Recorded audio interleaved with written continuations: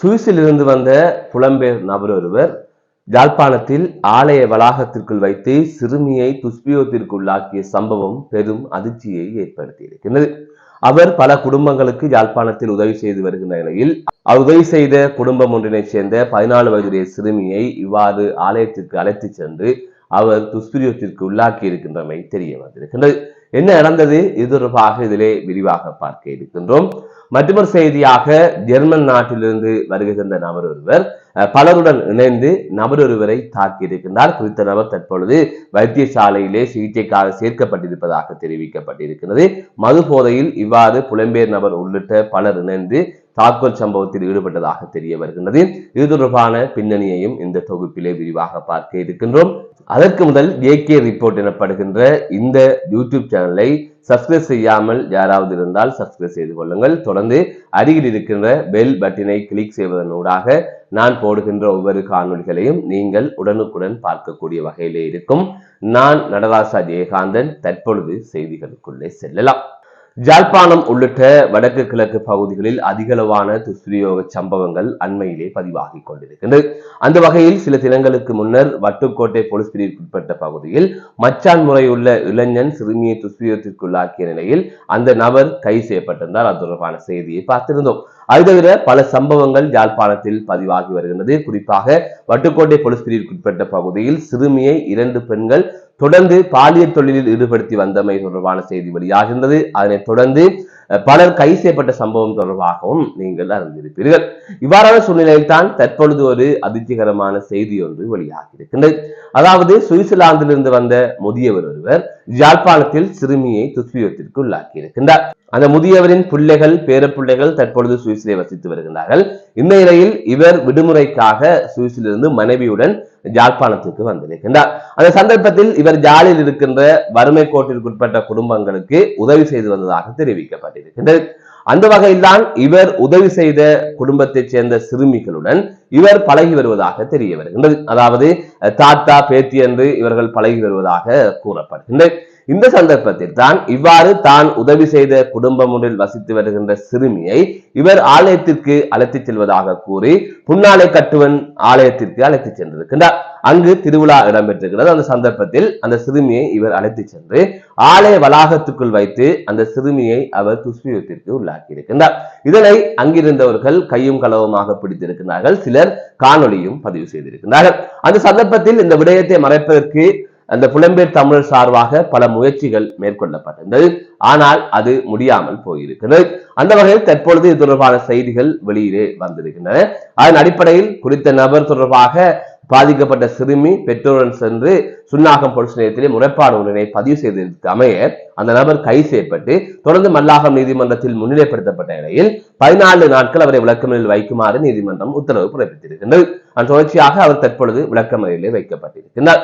ஒரு சம்பவம் தற்பொழுது அம்பலத்திற்கு வந்திருக்கிறது. ஒரு சிறுமியை துஷ்பிரயோகத்திற்கு உள்ளாக்குகின்ற போது கையும் களவுமாக குடிபட்டிருக்கின்றார். ஆகவே உதவி என்கின்ற பெயரில் இலங்கையில் நடக்கின்ற அட்டூழியங்கள் என்பது மிக மிக அதிகமாக இருக்கின்றது.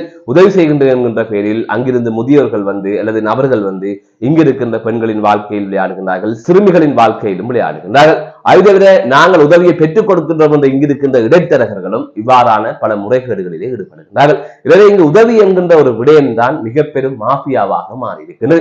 ஏற்கனவே பலர் குரல் கொடுத்து தற்பொழுது அது ஓய்ந்திருந்தாலும் மீண்டும் அது மெல்ல மெல்ல ஆரம்பித்துக் கொண்டுதான் இருக்கின்றது, மெல்ல மெல்ல நடந்து கொண்டுதான் இருக்கின்றது.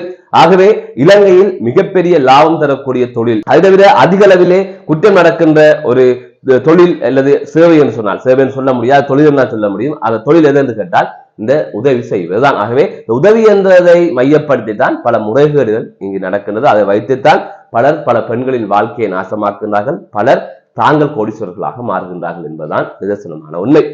மற்றொரு செய்தியாக ஜெர்மன் நாட்டிலிருந்து வந்த நபர் 10 பேர் கொண்ட கும்பலுடன் இணைந்து நபர் ஒருவரை தாக்கிய நிலையில் படுகாயங்களுக்குள்ளான நபர் தற்பொழுது யாழ் போதனா வைத்தியசாலையில் சிகிச்சை பெற்று வருவதாக ஒரு செய்தி வெளியாகி இருக்கிறது. ஈச்சமோட்டை பகுதியைச் சேர்ந்த நபர் ஒருவர் விடுமுறையை கழிப்பதற்காக இலங்கைக்கு வந்திருக்கிறார். அதன் அடிப்படையிலே யாழ்ப்பாணத்தில் சகோதரியின் குடும்பத்தினருடன் அவர் முரண்பட்டிருக்கிறார். அதாவது அவரது சகோதரி மற்றும் சகோதரியின் கணவர் மற்றும் சகோதரியின் கணவரின் நண்பர் ஆகியோருடன் அவர் முரண்பட்டிருக்கிறார். ஏதோ ஒரு பிரச்சனை காரணமாக அவர்களுக்குள் முரண்பாடு ஏற்பட்டிருக்கிறது. இது நடந்து முடிந்திருக்கிறது. இந்த சந்தர்ப்பத்தில் தான் குறித்த அந்த புலம்பெயர் நபர் தனது சகோதரர் உள்ளிட்ட சில நபர்களுடன் இணைந்து மது அருந்திருக்கின்றார்.